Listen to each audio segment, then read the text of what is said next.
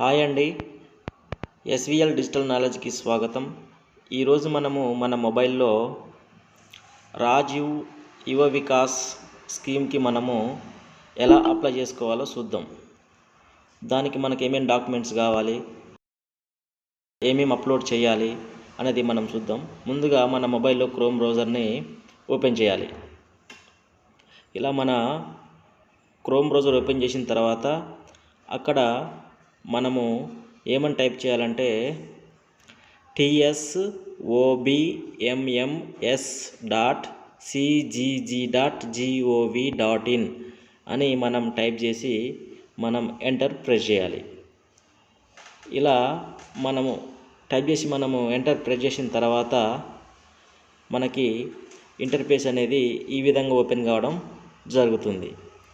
ఇక్కడ మనం చూసుకున్నట్టయితే లెఫ్ట్ సైడ్లో కార్నర్లో మనం చూసినట్టయితే ఇక్కడ ఆ వెబ్సైట్ అనేది రావడం జరిగింది. tsobms.cgg.gov.in దానిపై మనం ఒకసారి క్లిక్ చేయాలి. ఇలా మనము క్లిక్ చేసిన తర్వాత మనకి ఇంటర్ఫేస్ అనేది ఈ విధంగా ఓపెన్ కావడం జరుగుతుంది. ఇక్కడ చూసుకున్నట్టయితే ఫస్ట్ది ఫర్ రాజీవ్ యువ Vikas scheme registration click here, అక్కడ మనం క్లిక్ చేయాలి. అలా క్లిక్ చేసుకున్నట్లయితే మనకి పేజ్ ఈ విధంగా ఓపెన్ కావడం జరుగుతుంది. ఇక్కడ click here to application form అని ఉంది కదా, ఇక్కడ మనము క్లిక్ చేయాలి. తర్వాత ఇక్కడ మనం చూసినట్టయితే SC, ST, MBC, BC corporation, MFC, CMFC and federation అని ఉంది కదా, ఇలా మనకి వచ్చేస్తాయి. ఇందులో మనం క్లిక్ హియర్ పై మనం క్లిక్ చేసినట్టయితే మనకి నెక్స్ట్ ఇంటర్ఫేస్ ఈ విధంగా రావడం జరుగుతుంది. ఇక్కడ చూసినట్టయితే ఇక్కడ SC corporation registration click here, ST corporation registration click here, BC, MBC, BC, ఇలా మైనారిటీ, తర్వాత క్రిస్టియన్ మైనారిటీ, ఇందులో మనం దేనికి సంబంధించిన వాళ్ళమైతే దానిపై మనము క్లిక్ చేసుకొని మనము అప్లికేషన్ చేసుకోవాలి. ఇలా క్లిక్ చేసిన తర్వాత మనకు అప్లికేషన్ ఫామ్ ఈ విధంగా రావడం జరుగుతుంది. సో ఇక్కడ చూసినట్టయితే నేమ్ యాజ్ పర్ ఆధార్, మన యొక్క పేరు ఆధార్ ఎలా ఉందో అలా రాయాలి. తర్వాత ఆధార్ నంబర్ ఎంటర్ చేయాలి. ఆటోమేటిక్గా ఆధార్ నంబర్ ఎంటర్ చేసిన తర్వాత ఫుడ్ సెక్యూరిటీ కార్డు నంబర్ ఆటోమేటిక్గా అది తీసుకోవడం జరుగుతుంది. ఒకవేళ మన దగ్గర లేకపోతే ఫుడ్ సెక్యూరిటీ కార్డు మనం దీనికి అనర్హులం. నెక్స్ట్ వచ్చేసరికి ఇక్కడ బెనిఫిషరీ టైప్ ఉంది కదా, ఇక్కడ మనము క్లిక్ చేసి ఇండివిజువల్ మనం సెలెక్ట్ చేసుకోవాలి.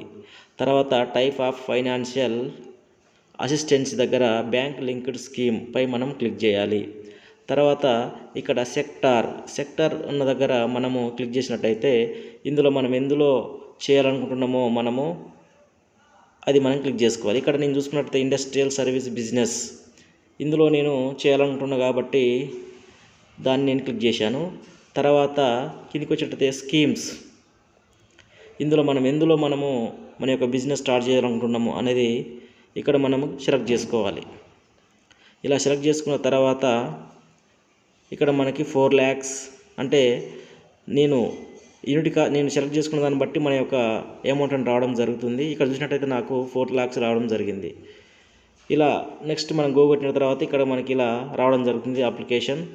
ఈ అప్లికేషన్ చూసినట్టయితే ఇక్కడ లొకేషన్ డీటెయిల్స్ అన్న దగ్గర మన యొక్క వివరాలు ఇవ్వాలి. డిస్టిక్, మండల్, పంచాయతీ, విలేజ్, నివాసము, మనం ఎక్కడ ఉంటున్నామో ఇది మనము ఇందులో సెలెక్ట్ చేసుకొని మనము ఇలా ఎంటర్ చేయాలి.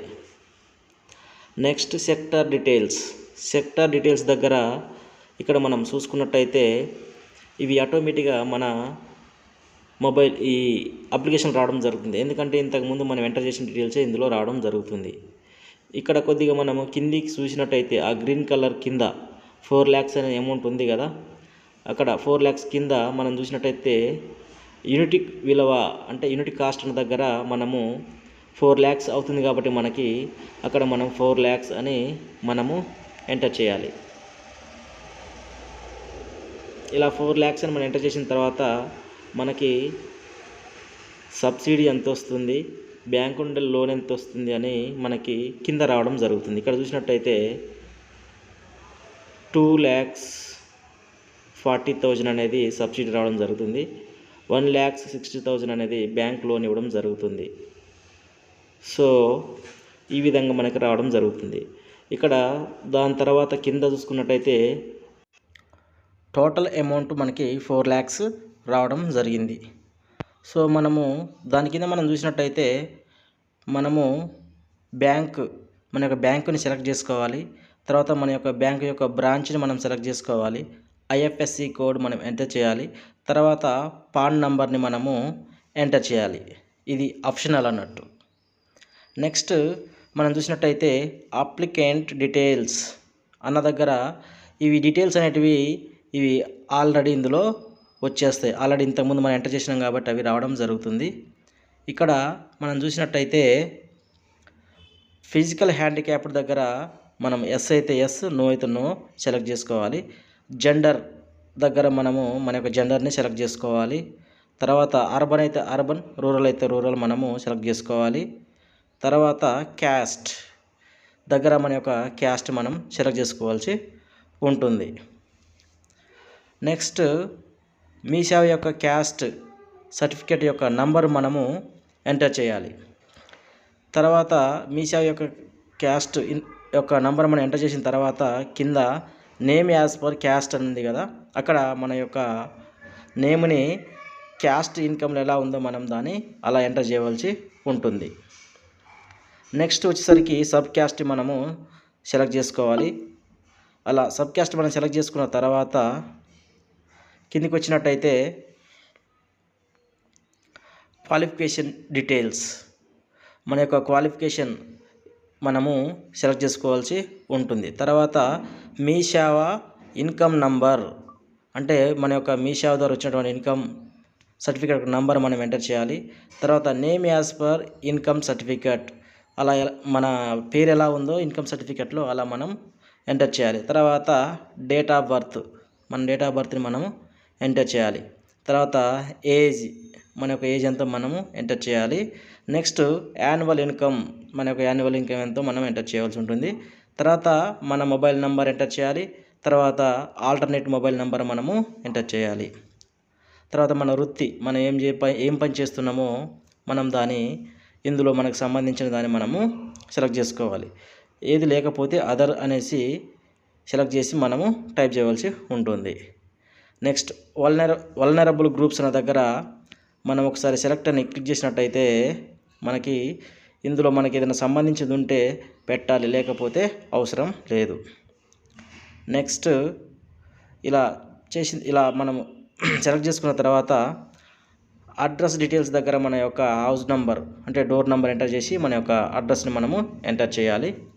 ఇలా మనము మన యొక్క అడ్రస్ని మనం ఎంటర్ చేయాలి. తర్వాత కింద మనం చూసినట్టయితే అప్లోడింగ్ డాక్యుమెంట్స్ అన్న దగ్గర క్యాండిడేట్ యొక్క ఫోటోని మనము అప్లోడ్ చేయవలసి ఉంటుంది. ఇక్కడ తర్వాత పాన్ కార్డ్ని మనము అప్లోడ్ చేయవలసి ఉంటుంది. ఇవి మన డాక్యుమెంట్స్ 50 KB నుండి వెళ్ళి 500 KB మధ్యలో ఉండేటట్టు మనము చూసుకోవాలి. మన ఫైల్స్ అనేటివి JPGలో కానీ లేకుంటే PNGలో కానీ ఉండేటట్టు మనం చూడాలి. ఇక్కడ తర్వాత నెక్స్ట్ సెల్ఫ్ డిక్లరేషన్ దగ్గర కింద మనము 2 బాక్సులు ఉన్నాయి కదా లెఫ్ట్ సైడ్, వాటిని మనము ఒకసారి క్లిక్ చేయాలి. క్లిక్ చేసి ప్రివ్యూపై క్లిక్ చేయాలి. ఇలా మనము ప్రివ్యూపై క్లిక్ చేసిన తర్వాత ఒకసారి మన యొక్క అప్లికేషన్ని మొత్తం మనం చెక్ చేసుకొని సబ్మిట్పై మనం క్లిక్ చేసినట్టయితే మన యొక్క అప్లికేషన్ సక్సెస్ఫుల్గా సబ్మిట్ అవ్వడం జరుగుతుంది. సో ఈ విధంగా మనము మన యొక్క అప్లికేషన్ని మొబైల్లో చేసుకోవచ్చు. ఓకే, థ్యాంక్ యూ అండి. మరిన్ని వీడియోస్ కోసం మన ఛానల్ని సబ్స్క్రైబ్ చేసుకోండి, షేర్ చేయండి, లైక్ చేయండి. మీకు ఏదైనా డౌట్ ఉన్నట్టయితే కింద కామెంట్ చేయండి, దానికి తప్పకుండా మేము రిప్లై ఇవ్వడం జరుగుతుంది.